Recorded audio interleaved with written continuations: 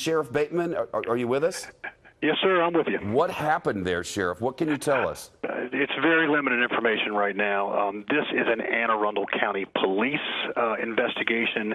However, we share jurisdiction, the sheriffs and the police, and I was just informed a little while ago that based on the radio transmissions, several of my deputy sheriffs went to that address to provide assistance and do what it was necessary at the scene, and that's when we heard over the radio there were multiple fatalities. And in fact, one of my deputy sheriff canine handlers made an apprehension of a suspect. It is an active investigation. It's unfolding as we speak. I am at basically at the office right now as in command of what's going on with my deputy sheriffs. Of course, the county police have their own command.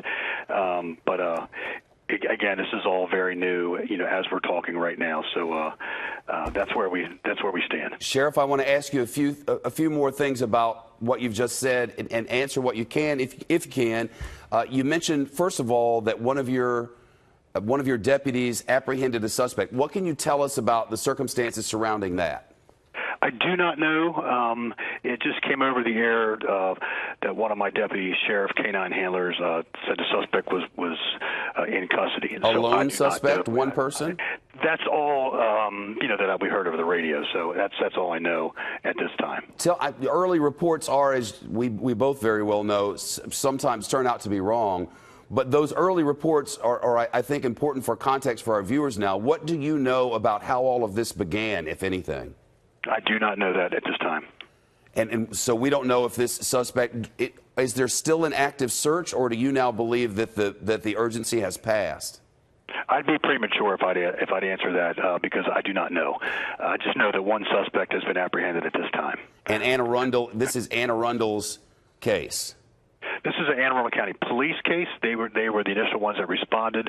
When we heard the transmission over the radio, then my deputy sheriffs, as normal, responded to us to give assistance. Do we know anything about the victims? No, sir, I do not. And we don't know if there had been any sort of threat or if they were on alert or anything like that.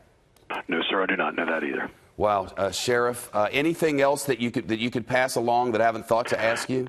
No, you've covered it all. Again, it's my apologies. This is just so early. This is really tragic.